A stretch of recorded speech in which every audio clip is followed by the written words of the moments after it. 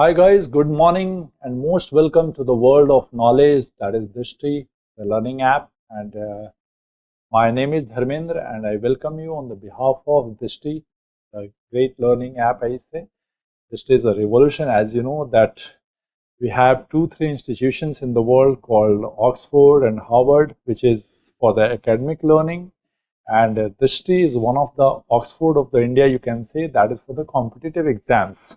So I feel always honored to be the part of this great organization, and I have been given the responsibility to bestow and share my knowledge of sociology in UPSC-NET GRF program. And on the behalf of Drishti, I welcome you and most welcome. So guys, thank you so much for joining this, and some of you may be doing it live, and after that some of you will be doing it recorded.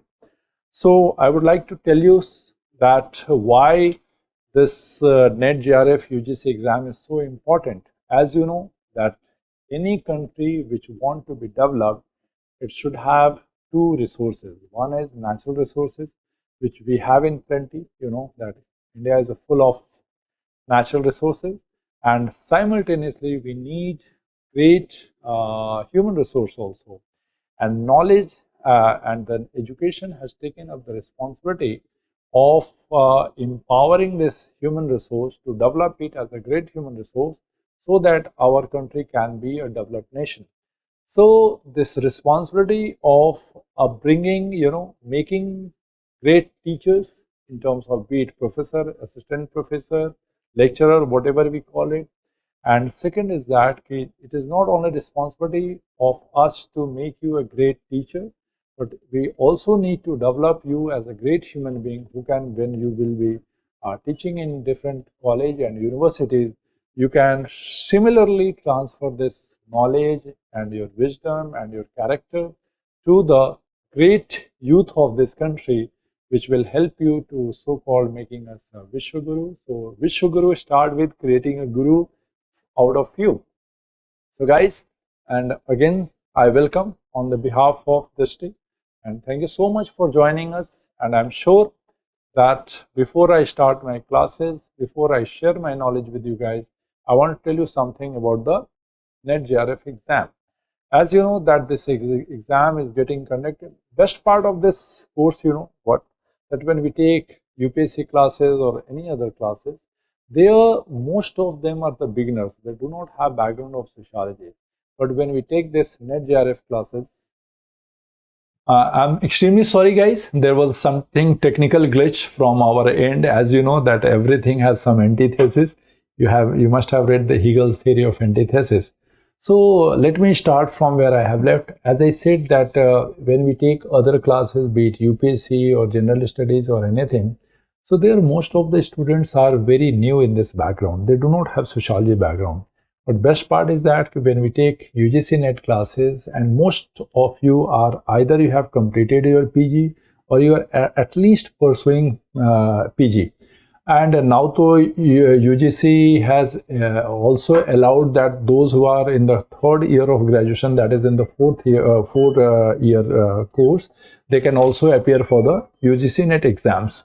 So guys, as I said that our purpose is not only to develop you as a great lecturer of this country or assistant professor, rather also a great human being, that when you become a teacher, you go into a teaching profession, you can be a wonderful Shandar professor, so that when you develop those students, they can be also a great human resource, not only in terms of knowledge, but in terms of their ethics, principles and character also. So my purpose, Drishti's ambition is to create a great pool of academicians in this country. And for that, we have launched this program, that UGC-NET GRF program. So again, I welcome you on the behalf of Drishti Learning App. And thank you for joining us, those who are attending this class live and those who will be doing it later as a recorded. So before I start my class, I will explain you the syllabus, entire syllabus, that where you have to give the thrust. Then I will go with the trend analysis, and then I will start the syllabus. So today we are going to do these three things. First, that the syllabus analysis. second is trend analysis, and third, we will start with our topics. So thank you so much once again. So guys, before I start my lecture, I will request you to do 2-3 things. First, keep a very neat and clean copy with you. Very neat and beautiful copy, neat and clean. At least 2 to 3 types of pen, 3 pen or pencils. And obviously when you have pencils, you have erasers also. So first of all, these 2 things are required. Next, I will say that if you are in a room or if you are in a library, make yourself sure that there's no disturbances. Attend the classes the way you have attended in your colleges. Otherwise, you are lying on the bed and so this is not the way to prepare for the exam. So sit in front of a table, have a glass of water also, so that you can concentrate well. Close your room so that you're attending the class the way you attended your classes in the college and universities and schools, and not like having banyan and sleeping on the bed. And then, so you will not. Once your body is lethargic, your mind will equally be lethargic.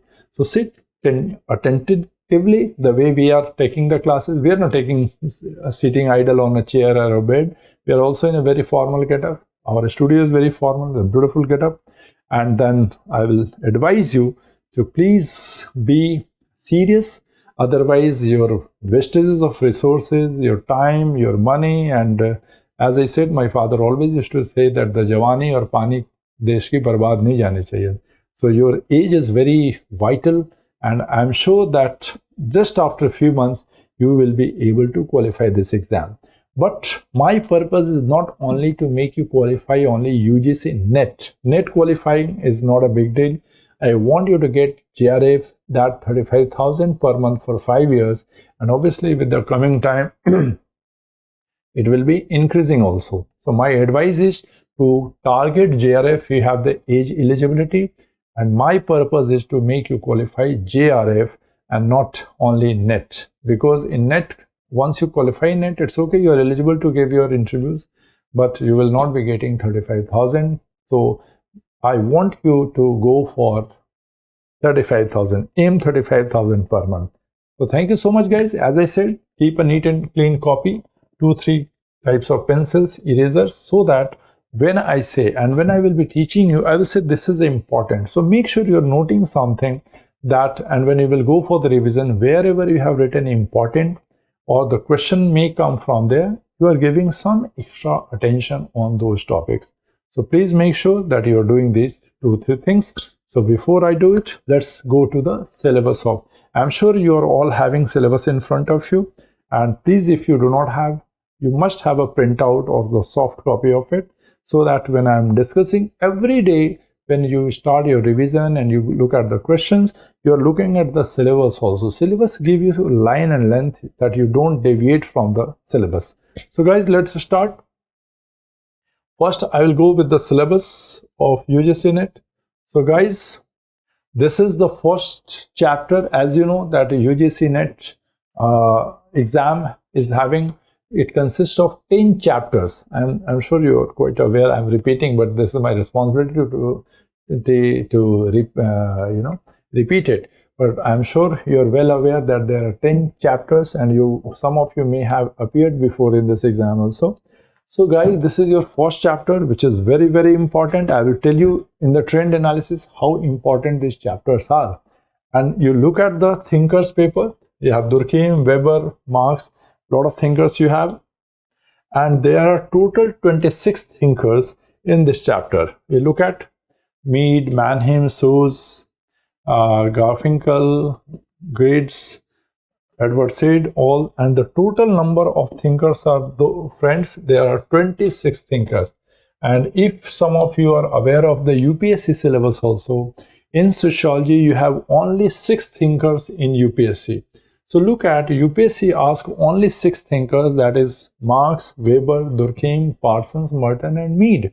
Whereas UGC-NET is having 26 thinkers. If you want to count it, you can count it here. 1, 2, 3, 4, 5, 6, 7, 8, 9, 10, 11, 12, 13, 14, 15, 16, 17, 18, 19, 20, 21, 22, 23, 24, 25, 26.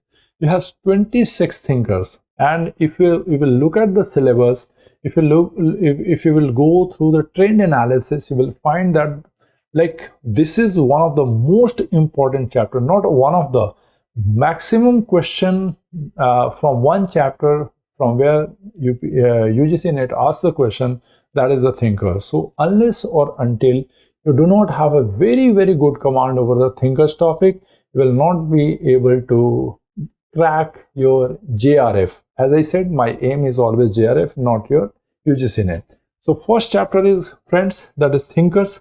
If you look at the second chapter is the research methodology. Why research methodology is also very important? Because ultimately many of you will be pursuing your PhD also. So when you will go for the research, you should know that what kind of methodology you are applying. You are going to go for the survey or sampling or case study or questionnaire or research design and hypothesis, and a lot of these words you are quite aware of it. And little disgusting part of this topic is little you will find boring and repetitive, and this is more about memorizing the things rather than it is a conceptual development. But my target will be that make it so interesting that even it is little boring and repetitive, as you know, but I will try to make it interesting, and more I will try to make it more understandable for you, so that you can take the maximum correction from this topic. So this is something, chapter 2, research methodology. Third is very interesting and very important, that is basic concepts. Third is your basic concepts. This side of your syllabus is in Hindi, this side in English. So basic concept, look at it. This is also very important topic. So basic concept is your third topic. Social structure, cultural network and all. I'm sure you must be having lots of awareness of this chapter. Fourth chapter is rural and four is rural and urban transformation. This is also up to 5 questions. When I will discuss this trend analysis, you will come to know that usually 5-6 questions are coming this chapter also. So fourth is rural and urban transformation. Next is politics, state politics and development. So that is political sociology. We have this. So if you look at in terms of question, this is the least important chapter we have. Even if you are escaping this chapter, I will not escape, but even if you are escaping, don't mind, you will be able to, even if you are escaping, usually 1 or 2 questions are coming this topic. So relatively out of 10 chapter, this is the chapter where least questions are coming. So no issue, you can afford to drop it also. Next is economy and society, 4 to 5 questions I am going to discuss. So this is next chapter is economy and society. Unit 7 is environment and society. Usually 2 to 3 questions are coming on this topic. So I will in the trend analysis, I will explain it in a more elaborative manner. So you have social change, ecology, rehabilitation, all kind of things. And family marriage concept, usually 2-3 questions are coming from this topic. And then last chapter is 9th is science, technology and society. 3-4 questions from here also. And if you look at the last chapter, culture and symbolic transformation, 4-5 questions. So guys, these are the 10 units you have in the UGC-NET syllabus. Though it sounds only 10 chapter, but I will tell you, when you will get into the syllabus, it is the combination of entire class 12th, entire graduation and entire PG. I can tell you that if you will bifurcate this chapters 10, if you will go for sub bifurcation, you will find that there are around, I will tell you, around 25 chapters. It sounds 10, thoda they have done badmashi, but sorry. But usually if you will go into, it is all about 25 chapters we have. because 2, 3, 4 topics they have merged in one chapter. So syllabus is quite vast and elaborative, but through smartness you can reduce it, because once you go through the trend analysis of the paper, you will come to know that if you are something working smart, you can able to do around 80% of the questions. So Drishti is targeting to make sure that at least in paper 2, that is sociology, you are able to do around 80% of the question, that is 80 out of 100, so that the burden on paper first, because some people do not have good mathematics or maybe reasoning or maybe data interpretation. So because of that few less marks you are getting in paper first, you are not debarred from getting JRF. So my aim will always to make sure that you are able to make at least 80% of the questions, and if you are able to do it, then you are going to rock in the exams. So you need to have 80% correction target, and when you are ready, I am ready, Drishti is all ready to make it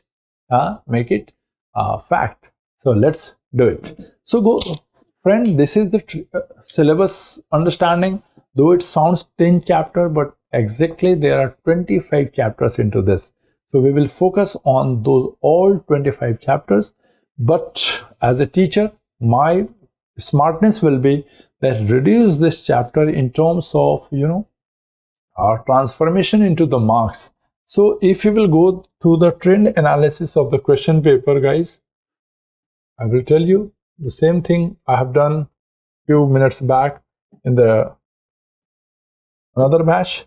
So if this is very, very important for you, so let me write here. They are not able to do it. This is concept. Just wait. I'm changing the color. This is very important for you. I will suggest you to get it a printout of this. This is concept. This is fact. Let me write it C and F. Please make sure that you are having concept and facts, concept and facts, concept and facts, concept and facts. So this 4 paper I have analyzed, that is of 2022 June and December and 2023 June and December. 4 paper I have analyzed of the last years, and what I have concluded, you must know it.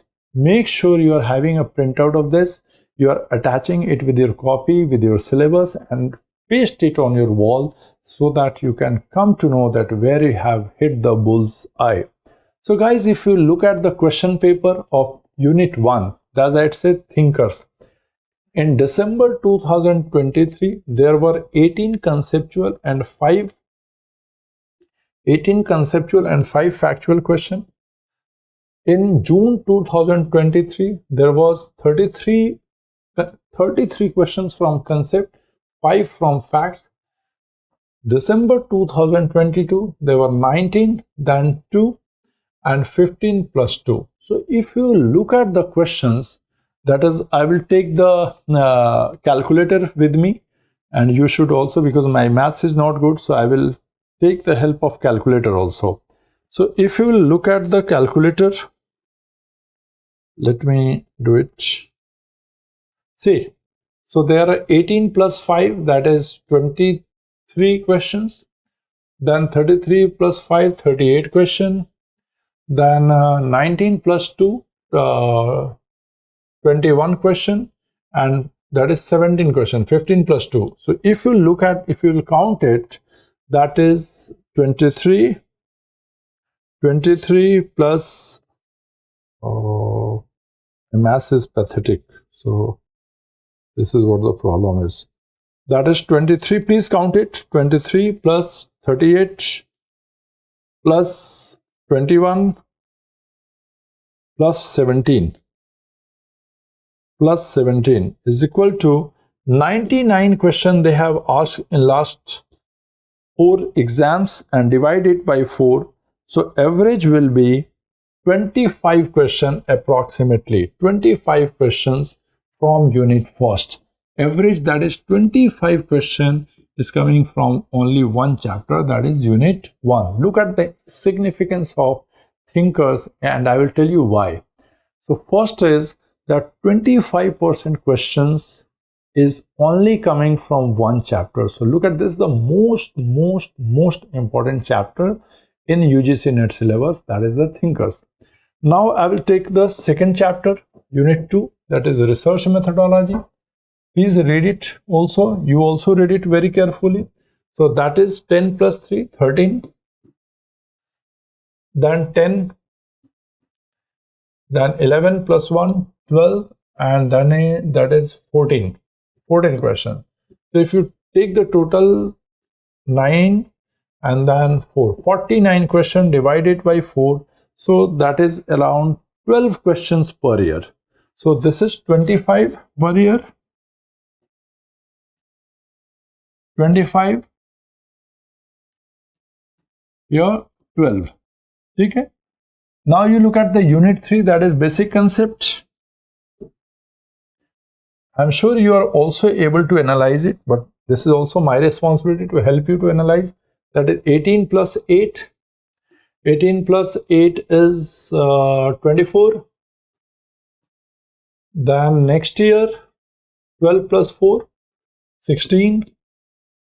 Then 12 plus 1, 13. And 7 plus 3, 10. So it is 6, 4, 13. And 5, 53 divided by 4, so it will be around 53 divided by 4 is 53 divided by 4 is 13 question from Unit 3. So if you count it total, there will be 25. The total is 5 to 7 plus 3, 8 and 48 questions. So guys, friends, 50% of the questions are coming from only 3 units. That means if you have accuracy on first 3 chapters, you are able to crack this exam by the virtue of only 3 papers. That is 50% plus questions are only coming from these 3 chapters. See, look at how significant these chapters are. Now do the same thing with the chapter 4. That is 14 question, then 11, then 13, then 10. So if you will take it, the sum 14, 11 is 25, 25 plus 35, 38 and 48. 48 questions divided by 4. So the average will be 12 questions, 12 or 13 questions. 13 questions from Unit 4. As I said, political system is not a very strong chapter. See, 2 question, 1 question, 2 question, 1 question. So this chapter is least significant, 1 question from this chapter. And look at Unit 6. Unit 6 is I think economy and society. Yes, economy and society. So look at the Unit 6, 3 plus 2, 5. 5 question from Unit 2 plus 4 plus 3 plus 5.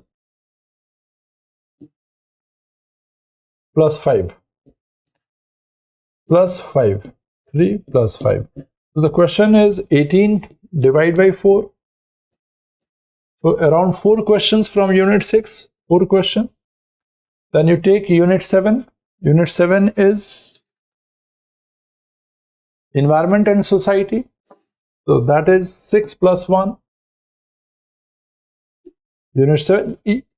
My analysis may be sounding a little boring, but this will really help you to set the line length of the exam, and then you will find that your preparation will not go in ambiguity and haphazardous manner.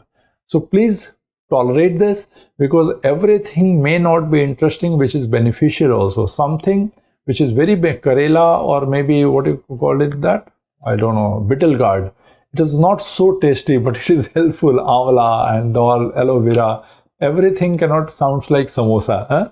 So please enjoy this also, because in examination you need to have some boring things also, because when I will teach you the second unit, that is the research methodology, it may be boring, but look at the question. The 13 questions are coming from there. So you look at the chapter 7, that is environment, and 7 plus 1 plus 5 plus 3. So this is the question. So 7 plus 1, 8, 8, 5, 13, and 13 plus 3, 16. 16. That is 4 questions every year from unit. Again 4 questions. Look at unit 8, family marriage kinship, which is the favorite of everybody, but the number of questions are very less, so it is little disappointing, because you enjoy this chapter. 2 plus 3 plus 4 plus 0. Oh my god, 1 year 0 also. So look at 4, 3, 7 plus 9. 9 divided by 2, 4 is equal to 2 questions per year.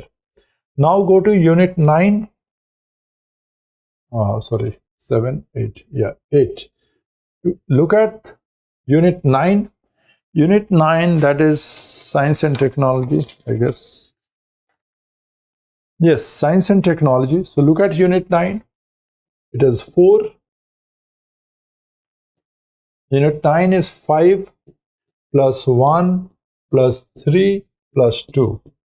So look at 5, 6, 6 plus 3 is 9 plus 11. 11 divided by 4 is equal to, maybe take it 2 or 2 plus, maybe 2.5. And you look at the chapter number 10. That is unit culture and symbolic transformation.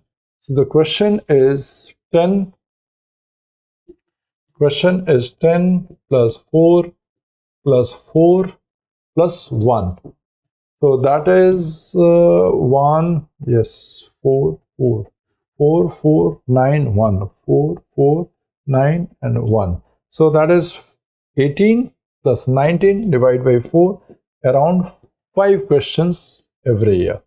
So if you go through this analysis is very important, because without analyzing, without understanding the pitch, without understanding the ground, and you will get into the match, certainly the bowler will get you out. And who is the bowler? Bowler is your UGC-NET examiner. So this understanding is very important, because when you prepare for the exam, you exactly know where you have to hit the bull's eye. So if you will go through the syllabus, guys, you can easily understand that the first 3 chapters are very, very important. After that, rural and agrarian transformation and unit 7. So our focus should also be the same way, that we have to focus more upon the thinkers, basic concept, research methodology, rural and urban transformation, and sometime last chapter also. And like where there is a politics and society, there is environment and society, these kind of chapters we can afford to give less importance to complete the syllabus on time and crack JRF. I will not say UGC-NET. I will say that crack JRF exam. So guys, I hope now my question is that why these first 3 chapters are so important. This is very important question. That obviously they have not done it unconsciously. They must have a purpose to do it. So the question remains the same, that why these first 3 chapters are so important. This is very important. Why? First, thinkers. Second, research methodology. And third, basic concept. These 3 chapters are so significant and important. Question is why. So that you need to give me the answer. So I am sure that some of you must be able to understand why these 3 chapters are important. So though you know, but I am also supposed to answer these 3 questions, because some of you may not be aware of it. So let me answer. Let me have a sip of. As I said that we keep on speaking all the time, so our throat get dry. But you also need to keep on sipping some water to because you also get tired of concentrating on your screen. So guys, why these three chapters are very important, we need to understand, because some of you may be thinking maybe next year kahin change ho gaya to. No, it will not change. Why? I will tell you. Suppose you are going to be a assistant professor or lecturer somewhere. So what you are expecting from an assistant professor? As an expert of the subject, examiner expects you that you should have a very good command over the basic concept. When you are going to be a professor and your command on basic concepts are not important, how you will be explaining the subject? So that is why they ask more question on basic concept. Reason, they want that when you become a good teacher, when you become a professor, you should have a great understanding of basic concept, and that is why they ask more and more question on basic concepts. So because as an assistant professor, your basic concept of the subject should be very clear, number one.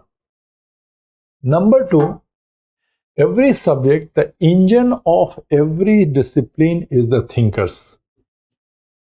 You take any subject and you will find that the thinkers are the engine or the wheels of the subject. They carry forward one subject to one zone, to another zone, they give 360-degree understanding of a subject. So they also want that along with your basic concept, you should have a very good understanding of the thinkers, because that is the thinkers who develops the subject. No subjects are developed without a thinker. So take any subject. And that is why they are asking about 26 thinkers. Even the UPSC is asking only 6 thinkers. Why 26 thinkers? Because as a professor, you should have a very great 360-degree understanding of a subject. And that is why look at the maximum question they are asking from there. And that is why as a professor, your basic concept and your thinker should be very strong. And that is why they are asking, they are giving more and more thirst and focus on these 2 chapters. And third chapter is your research methodology. Why they are giving so much importance on research methodology? Because many of you who is going to qualify this exam, UGC-NET, they are going to pursue their PhD also. So they have to take a topic and they have to go for the research. So what kind of methodologies available in the subject, what are its merit and demerits, what are its processes, and so unless you are not understanding, you will not be able to choose which method I should apply to get more easily and more scientific outcome of the given topic. So any researcher, if they are not aware about the research methods, how they will pursue their research or PhD? So this is the reason why these 3 chapters are very important. And if you look at from the perspective or as an assistant professor, you will find, yes, if you have good understanding of these 3 things, I am sure that you are going to be a good professor. Remaining chapter, if you look at on the syllabus, you can easily understand that for a great professor, though you should know everything, but even if you do not have that great, these chapters are not that important. In my language, I can say these things anybody can teach. Remaining 7 chapters, I can tell you, many our previous students, those who are pursuing PhD and all, they come to us and they say, sir, please, hum log ko bhi kuch padhane ko de do. And they say, they never claim. I am telling you that from maybe 20 years, I am guiding UGC-NET exam and student. And many of the people, many of the even professor comes to us, sir, we want to have something and please share some of the chapter with us. And they say, they never claim that, they say, yes sir, first 3 chapter better you teach and kuch niche ka hame bhi de do. Because we always believe that niche ka 7 chapters even koi bhi padh ke and anybody can teach. But first 3 chapter is very vital, very important in terms of your qualification. And that is why nobody has ever came to me to say, sir, that first 3 chapters I will be teaching and better you teach remaining 7 of the chapter. Because as I said, 7 chapters remaining. Anybody can teach. Anybody means those who are qualified in sociology. But first 3 chapters you nearly read need great understanding of the subject. So guys, this is what my analysis of the subject, and as a would-be great assistant professor of the country, I will say that on the first 3 chapters, that is thinkers, research and basic concept, we will give more and more focus. So I have told you that what is the reason behind why UGC-NET is giving more questions on these 3 chapters. Reason is so simple: to get good and great assistant professor in this country, they believe that first 3 chapters are very important. In the language of cricket, we can say that if you have got first 3 batsmen out cheaper, you have the probability of winning the match will be very high. So every great bowler, they target on the first 3 wickets, 2 openers and 1 down. If you will get them out in below 50 runs first 3 wickets, then hardly you are able to score 250 kind of scores in T20. But first 3 batsmen, if they will hit you hard, that score can go up to 250, 60, 70 kind of. So our aim should be that the first 3 chapters we should have a very good command. And as I said, that 50% of the questions are coming from first 3 chapters. This shows that how significant these 3 topics are. So I'm sure guys that you have understood that the purpose of the syllabus, why in the trend these 3 chapters are given more significant. So for easily understanding, I'll tell you that more questions are coming from the topic, more that chapter is important for a teaching. So as a teacher also, my job is to make sure that I should give more focus where the questions are more coming in the exam, and you are able to develop more and more highest form of accuracy so that to crack your JRF. So just take a short break for 2 minutes, and then I will start my syllabus. So this is the first part of the analysis. I'm sure please sit down with your pen and paper, note it down all the things what I have said. Some of you may have noted it also, and note it down, and then we will get into the syllabus. So take a just drink break, okay, and that is I think 2.5 minutes in IPL, and then I will get into the syllabus. So just take short break. I'm coming in 2 minutes, and I will start with the syllabus. Thank you.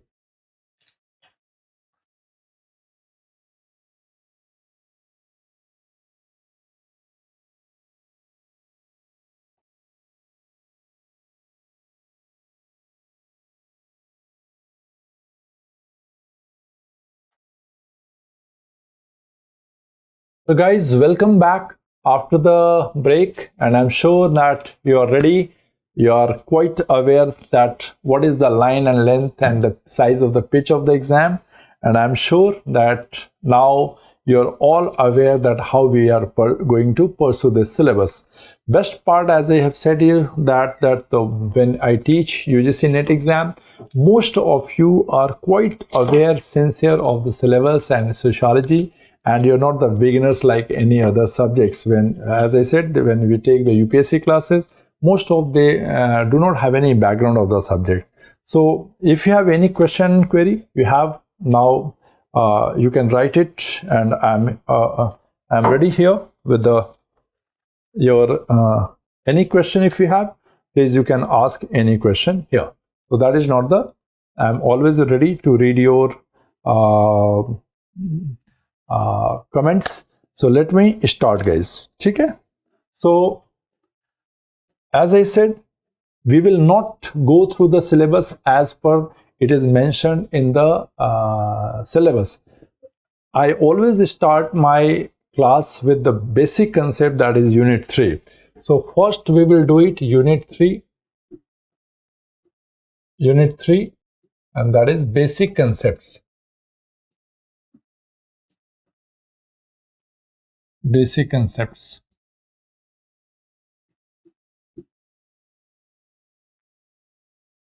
We will start with the basic concepts. Okay, so I'm sure you are also ready to go with. And I am finding this color little dull, so let me change the color of the background, and I'm sure you will also feel this. So we usually use this color, and I'm sure, and pen will be white, so it will suit your eyes also. Green is very soothing for. So this is the basic concept I'm going to start with, that is unit 3. And if you look at the basic concept, I'm sorry, basic concepts,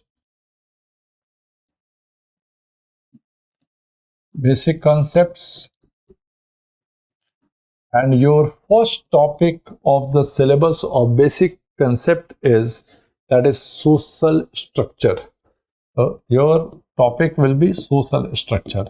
But guys, before I start social structure, as I said, we need to be more scientific. So unless you don't know what is society, you will not be able to understand what is social structure.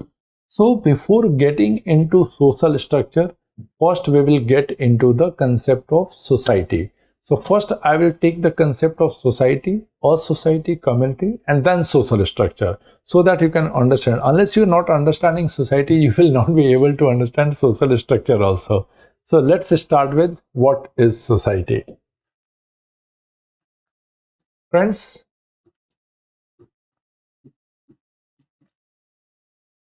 from the childhood, you may have heard that the Aristotle line that man is a social animal. This is a very from the childhood we are hearing. But once you have entered in the sociology, you must have read that McIver and Page definition is that society is the wave of social relationship. So basically, these are the few things you need to write. So first of all, you take the definition, write down. Man, please write, man is a social animal. These questions, though, not going to come. These easy questions are not going to come. And who has said this? This is said by Aristotle. Aristotle has said this. And second is definition is given by society is, but I'm not expecting this question. Okay. Society is a web of social relationship. This is relationship. This statement was given by McIver and Page.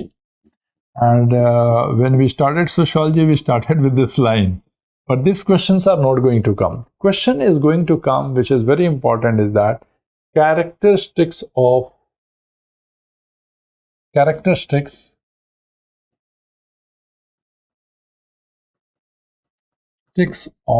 society. This is important, guys. And questions are going to come. You need to understand two things before I get into the characteristics of society, that there will be two types of questions in UGC exam. First is that exactly that will be coming from your copy, what I am going to dictate and elaborate you. Second thing is that the question will be based on that. There is a difference between, because the direct questions come, whatever, okay, you can pick the line from your copy, you can make the answer. But some questions will be based on the what I have taught. And for that, you need to understand is that when we are teaching something based upon that, for that we make a practice, because indirectly, latently that question comes.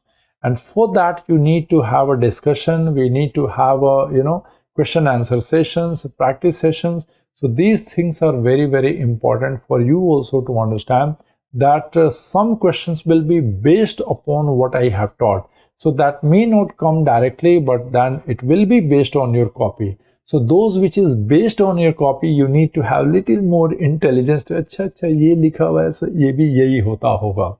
And that is very important for you to understand, guys. ठीक है? So characteristics of society come. What is the characteristics of society?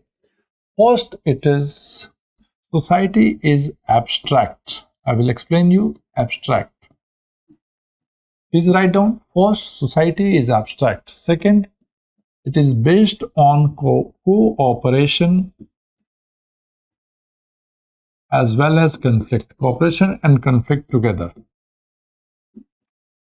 Third, Mutual awareness. Mutual awareness. Fourth, mutual awareness. Fourth,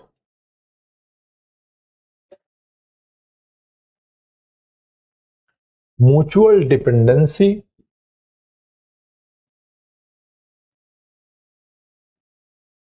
Fourth is mutual dependency. Fifth is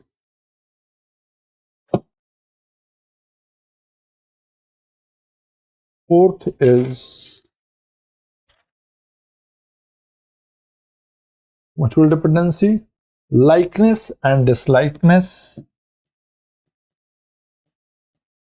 Likeness and dislikeness.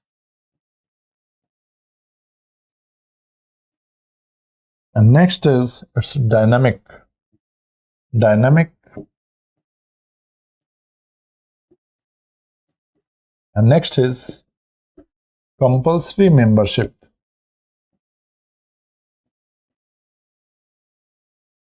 Membership. Guys, these are the characteristics of society. Please note it down so that I can explain you. First, it is abstract. Second, it is based on cooperation and conflict. Third is mutual awareness. Fourth is mutual dependency. Fifth is likeness and dislikeness. Sixth is it is dynamic. And next is compulsory membership. Now I will explain you one by one. And see, whatever example I give, try to note it down it also. This is also very important that there should be, like you should note your those examples I give you, maybe in your language, something side by side, so that when you're revising it, you can be aware of what kind of example that time I have given to you. This is very important. So guys, first is go on abstract. What is abstract?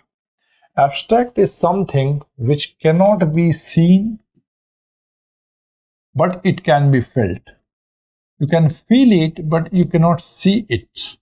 That is called abstract. It do not have any, structure. That we have a statue. Statue is concrete, but God is abstract. You are not able to see God. If I will say you, where is the God? Can you show me? You can't show it. You can feel the God. You can feel the love. You can feel the hate. But I can tell you that show me love. You cannot show it. Okay, like love, hate, God. These kind of things are abstract, जिसको हम दिखा नहीं सकते, but I can feel it. Similarly, you cannot show the society. If I will tell you that please show me society, what you will show me? Can you show me this is society? If I will say this is society, I will say no, it's a wall. Then you will say no, this is society where some people are there. I will say no, it's a market. You will say this is society. I will say no, it's a library. This is society. I will say it is a college. If you will take me, this is society. I say it's a bus stand. There's no such word exists in this world. We can say that this is society. Society is nowhere in the world. You can feel the society. You cannot show someone where the society is. Society is abstract. You cannot see the society. You can feel the society. So first, society is an abstract phenomenon. This is very important to understand. It is abstract. Second, it is based on cooperation and conflict, because society is a wave of social relationship. So wherever there will be a relationship, wherever there will be cooperation, there will be conflict also. I can tell you which is the most, you tell me the two relation where the mostly fighting take place. Can you tell me the two relation? I have a question. Question is, you take option A, B, C and D. First is husband and wife. Second is father and son, brother and brother, sister and sisters, and one more I am adding it, that is friends and friend. If I will tell you in which relation maximum you see fighting and argument between two people, and where you will say, I am sure most of you will click this answer A. Husband and wife, most of the jokes are made on this husband and wife. Why the husband and wife? You look at your parents, they're always fighting with each other. Why they are fighting? Because they have a conflict. Why they have a conflict? Because they have extreme cooperation also. So whomsoever you have a cooperation, you will have a conflict also. So because husband and wife are so much into cooperation with each other, that is why they have the maximum conflict also. जिसको हम जानते ही नहीं है. If we are not having any cooperation with anybody, why I will have any conflict with the person? So cooperation and conflict always goes together. Always goes together. So more cooperation, more conflict. Less cooperation and conflict. In society, with whomsoever you have more cooperation, you will always have a more conflict. So society is based on cooperation and conflict both. Second is mutual awareness. All are awareness of its members. Awareness का मतलब, this is not that you are aware that what is your main. Like let's say I am taking class, you are attending the class. You are aware that I am your teacher and I am aware that you are my student. Similarly, when Modi ji or Rahul ji or Sonia Gandhi, they give their speech, people, those who are attending that rally, they know that they are my leaders and we are also aware that they are my voters. When you go to the marketplace, they are aware that you are their buyer, you know that they are the sellers. So we are mutually aware of each other. Every member of the society, they are aware of each other. So third is mutual awareness. Fourth is mutual dependency. This is, I need to explain. What is mutual dependency? All the members of the society are dependent on each other. You know why? Most of the time you have heard some people says, I don't want to live in this society. Yes, I'm fed up with the society. I want to go somewhere in the jungle or forest or maybe mountains. But why people don't go? Everybody is saying that they are fed up in their life, they are fed up with the people, but why they don't go to some jungle or somewhere? Why? They don't go. Why? Because they are so much dependent on each other. When you will go to jungle, who will give you the paste? Who will give you the clothes? Who will give you the medicine? Who will give you the chappals? Who will give you your shoes? Who will give you quilt? Who will give you your bed? From where you will get it? So though we are fed up with each other, because wherever we are there is a cooperation and conflict also. Conflict will be there. But my question is that why we are so much dependent on each other? Because of this dependency, though you hate society, but you cannot quit society. Because you are fulfilling my needs, I am fulfilling your needs, and this is what the way that entire web is created. Everybody is dependent on each other. So that is interdependency. Next is likeness and dislikeness. Two people cannot be the same, but two people cannot be exactly opposite also. We have certain likeness, similarities. You also like Virat Kohli, I also like Virat Kohli. You also like Ronaldo or Messi, I also like Ronaldo or Messi, or maybe someone else, Mbappe. But many of the time we don't like. Someone like cricket, someone do not like cricket. Someone like Modi, someone do not like Modi. Someone like Rahul, someone other do not like Rahul. So question is that we cannot have every likeness, we cannot have every dislikeness. Wherever we live in the society, there are certain likeness and certain dislikeness. And next is society is dynamic. Society keeps on changing.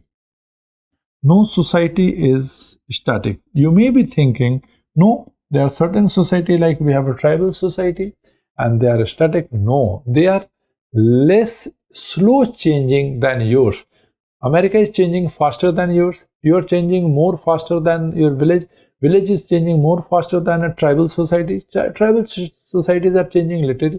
But you ask a tribal person who is in his old age, he will say, oh, everything is not similar. हमारे time में ऐसे था, society बदल गई है. So every society is changing with the time. Only the speed varies from one place to another. When I will teach you some chapters, the thinkers, I will tell you why the speed varies from one place to another. So that is why. So it is dynamic. It keeps on changing. Even Andamanis are changing, but not as fast as like you.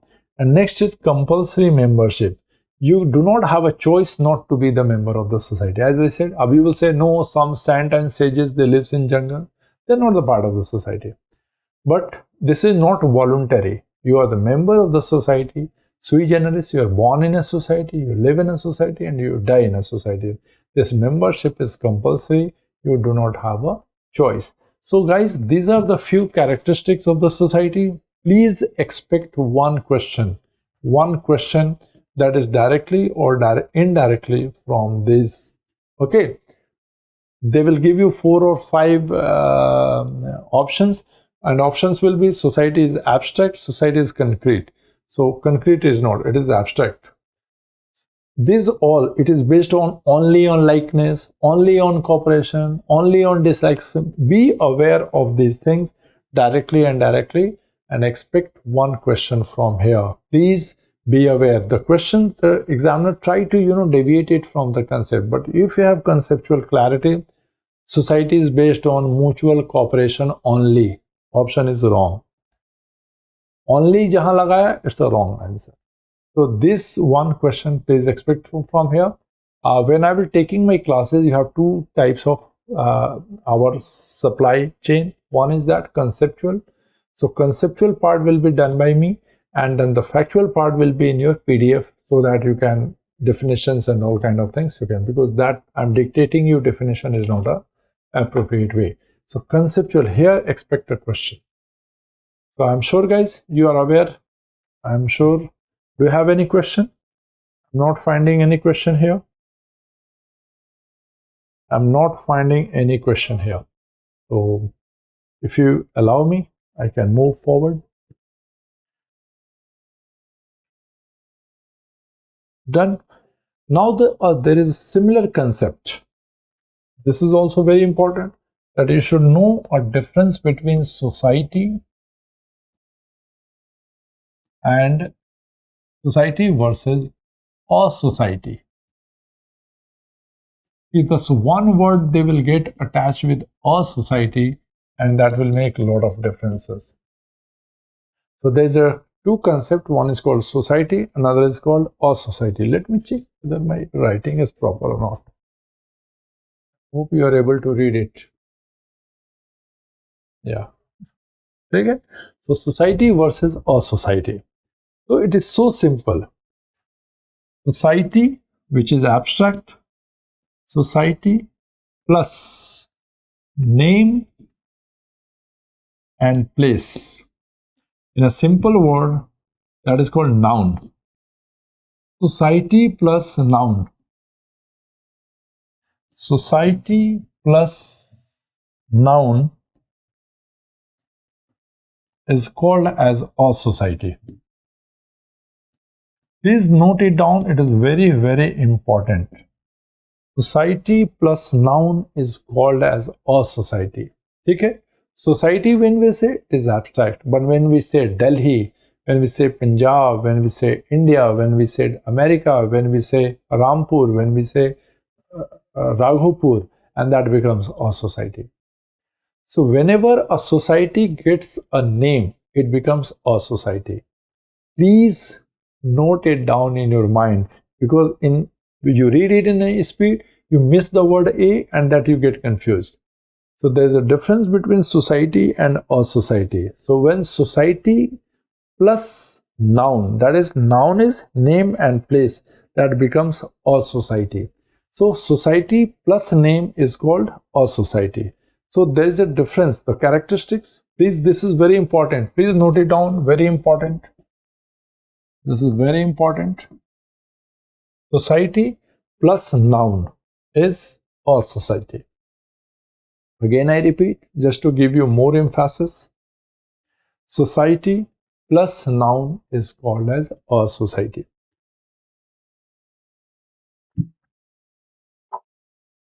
Clear? Society plus noun is a society. So, characteristics of a society.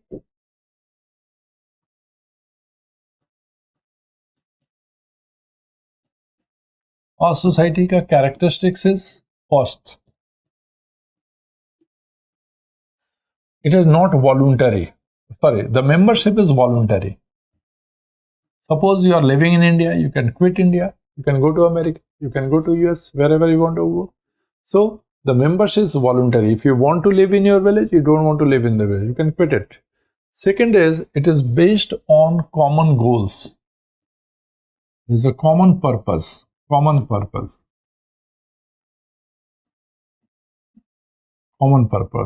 And third is based on cooperation.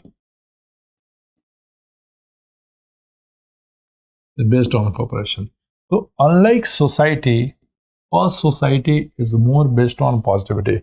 I want to live in Delhi. I don't want to live in Delhi. It is my choice. So first, it is based on cooperation. Second, we have a purpose. And third is the membership is voluntary. So there is a difference. Please don't forget, and there is a difference between society and a society. This is very important. You should be aware of it, because you read the question, you have less time, you read it very fast, and you miss, and then you get caught, you lose your marks. Okay, na? So 2 marks losing, just this much awareness, and it will help you to understand society and a society. Okay, guys? So hope you are able to understand it.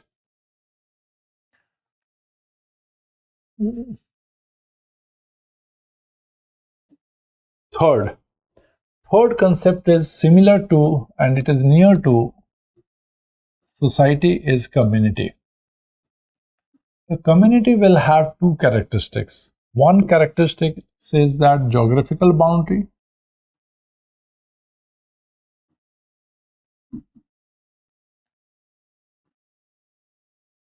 Geographical boundary, and second is having we feeling. This is very important.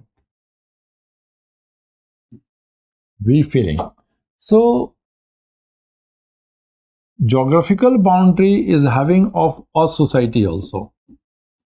Delhi is also having a geographical boundary, but we do not have a we feeling because it's a very diverse society. So you need to understand, when you keep geography, community in mind, the 2 things should come into your mind. One is village and another is tribe.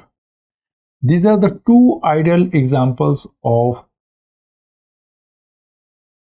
community. So what I want to explain you guys, and that is the geographical boundary and we feeling. Look at, Delhi is having a geographical boundary. So these both things should be there together and not in difference. Because two friends, they are having we feeling, but they are not a community. Let's say Delhi or India is having a geographical boundary, but it's not a community. The community should have 2 things at the same time. One is we feeling, and second is geographical boundary. So in a mohalla of a city is not a community, because they have a like Shastri Mohalla or maybe anything, Ram Mohalla or whatever it is, Lachon Mohalla. But then it is because the people should have a strong bonding. In the villages, one daughter is everybody's daughter, one brother is everybody's brother, one uncle is everybody's uncle. That is what called we feeling we have. So we feeling and these things should exist together. So what makes the difference between society or society and community? This is abstract, concrete.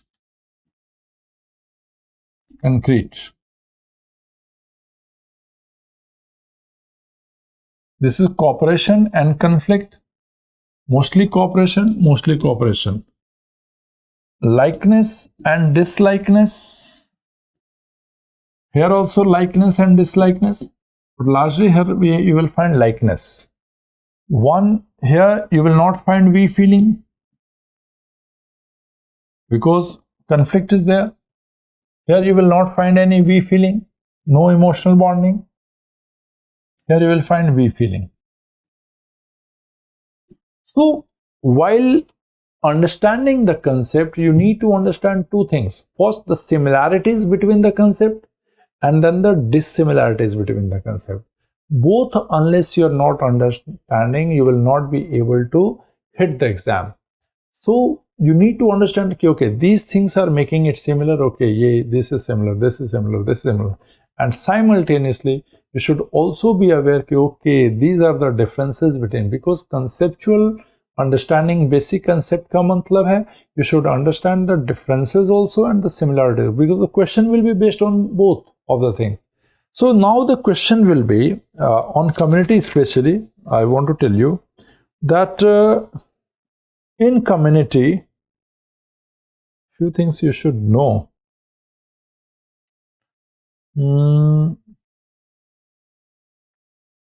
One thing I want to tell you, in community,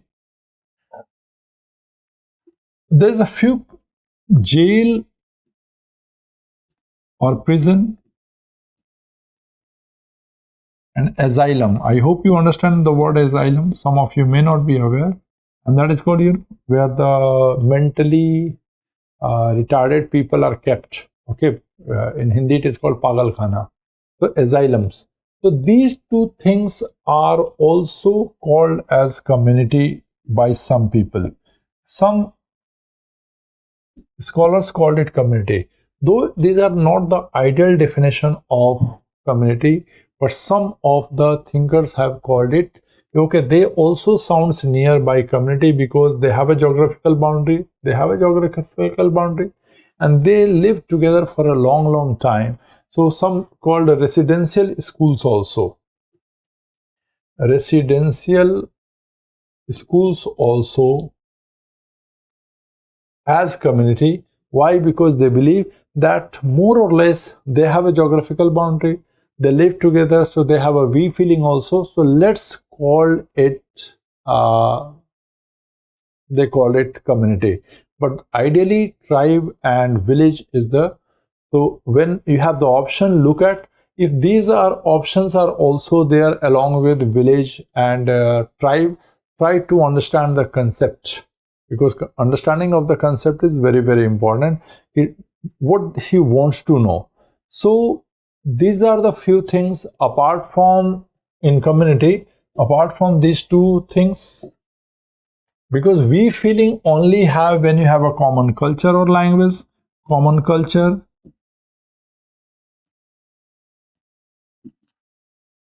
common background. Because these things, if you do not have common background, why you will have a we feeling? So that is why the village, why the villages have more unity or tribal have some more unity than cities. Why? Because they have a similar background, similar history, similar culture, and that all makes them is more, united. So friends, these three things are very important for you to understand. First is that what is society? As I said, society is more abstract, or society and community is concrete. Society is based on both cooperation conflict, or society and community largely they are more based on cooperation, dislikeness will be less. Society is something that you have more, likeness and dislikeness, they will have more likeness, they will have, but our society will have more concrete, it is more voluntary in nature. Society and community membership is compulsory. So while you're going for the self-assessment, when you will go for the self-study, try to understand first society, or society and community. So what is your homework will be that go with the similarities and differences, and the questions will be from both, that they will try to understand, because basic concept they need to understand, that the would-be assistant professor must be understanding the similarity, but what makes it different also, because two concepts never be the same. ये हो ही नहीं सकता कि two concepts are the same. Never, it will never happen. So what you need to understand, what are the similarities and what are the differences. Today we try to understand all these concepts, the difference between society, community and a society, and if you have understood it, it will be more easier for you to go into the social structure. So today, because it is your first day, I'm not taking into the deep, because obviously it is little, you don't find it your first day, you're unfriendly with your teacher also, and your background also is the first day. So for today, this is the end, and tomorrow I will start with the social structure, and uh, whatever the doubts you have, please note it down and come up with the tomorrow. Try to write on your wall so that I can take the question and I can clear your concept, and then onwards I will take the new concept. Thank you so much. Goodbye and good day, and thank you so much. Bye.